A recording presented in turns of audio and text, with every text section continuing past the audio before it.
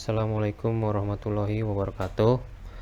Perkenalkan, nama saya Haryanto Darmawan, peserta Latsar gelombang 10 angkatan 66 kelompok 2. Pada kali ini saya akan menampilkan video paparan manajemen ASN dan Smart ASN.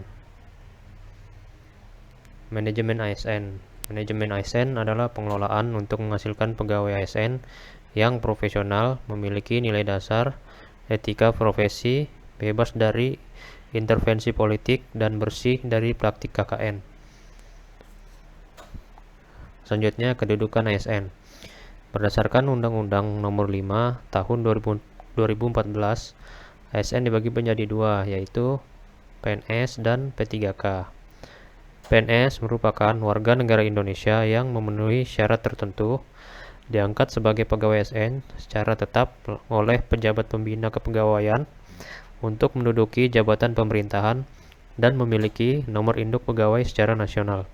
Sedangkan P3K adalah warga negara Indonesia yang memenuhi syarat tertentu yang diangkat berdasarkan perjanjian kerja untuk jangka waktu tertentu dalam rangka melaksanakan tugas pemerintahan sesuai dengan kebutuhan instansi. Selanjutnya yaitu fungsi dan tugas ASN. Yang pertama yaitu pelaksana kebijakan publik. Melaksanakan kebijakan yang dibuat oleh pejabat pembina kepegawaian sesuai dengan peraturan perundang-undangan. Lalu pelayan publik, yaitu memberikan pelayanan publik yang profesional dan berkualitas. Selanjutnya perekat dan pemersatu bangsa, yaitu mempererat persatuan dan kesatuan negara Republik Indonesia.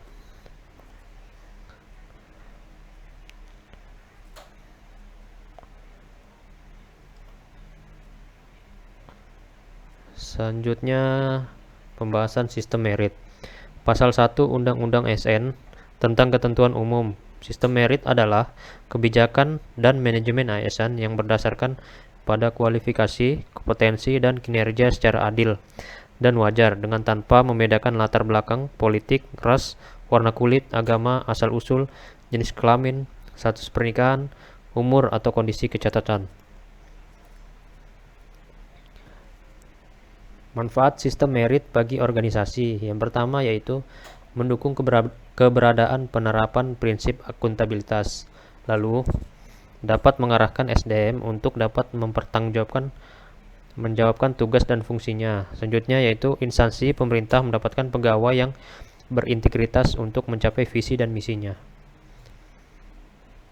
Sedangkan ini manfaat sistem merit bagi pegawai yaitu menjamin keadilan dan ruang keterbukaan dalam perjalanan karir seorang pegawai. Yang kedua, memiliki kesempatan yang sama untuk meningkatkan kualitas diri. Selanjutnya yaitu Smart ASN. Smart ASN adalah ASN yang memiliki kompetensi digital, inovatif, dan adaptif terhadap perubahan zaman.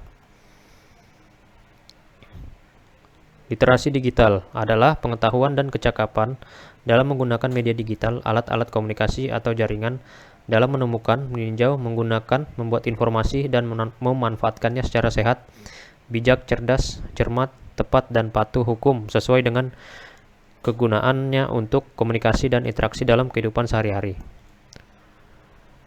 Nah, berikut adalah pilar literasi digital. Yang pertama adalah digital skill.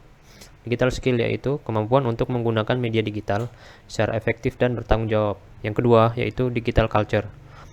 Digital culture adalah aktivitas masyarakat di ruang digital dengan tetap memegang nilai-nilai kebangsaan, Pancasila, dan kebinekaan. Lalu yang ketiga yaitu digital ethic, yaitu kemampuan untuk menyadari, mempertimbangkan, dan mengembangkan tata kelola etika digital dalam kehidupan sehari-hari. Selanjutnya yang terakhir adalah digital safety, yaitu kemampuan masyarakat untuk mengenali, menerapkan, dan meningkatkan kesadaran tentang perlindungan data pribadi dan keamanan digital. Berikut adalah 8 prinsip praktek digital. Yang pertama yaitu menyediakan pelayanan inklusif dan responsif yang mendorong pekerjaan digital maupun aktivitas belajar. Lalu yang kedua yaitu menyertakan aspek kesejahteraan digital khususnya dengan kebijakan aksesibilasi dan inklusi. Selanjutnya yaitu menyediakan lingkungan fisik dan daring yang aman. Lalu selanjutnya mematuhi petugas yang bertanggung jawab mengenai aktivitas digital. Lalu penuhi tanggung jawab hukum dan etik yang berhubungan dengan aksesibilitas, kesetaraan, dan inklusi. Selanjutnya yaitu menyediakan pelatihan, kesempatan belajar, dan bantuan partisipasi dalam kegiatan digital. Lalu memahami potensi dampak negatif maupun positif dari aktivitas digital. Dan yang terakhir adalah menyediakan sistem perlengkapan dan konten digital yang inklusif dan mudah diakses. Nah, berikut adalah hak dan kewajiban dalam dunia digital. Yang pertama yaitu akses dan tidak diskriminatif. Lalu yang kedua, kebebasan berekspresi dan mendapatkan informasi. Lalu yaitu yang ketiga, kebebasan berkumpul, berkelompok, dan partisipasi. Selanjutnya yaitu perlindungan privasi dan data. Lalu pendidikan dan literasi. Lalu perlindungan terhadap anak. Dan yang terakhir adalah hak mendapatkan perlindungan pelanggaran HAM. Mungkin itu saja yang bisa saya sampaikan. Terima kasih.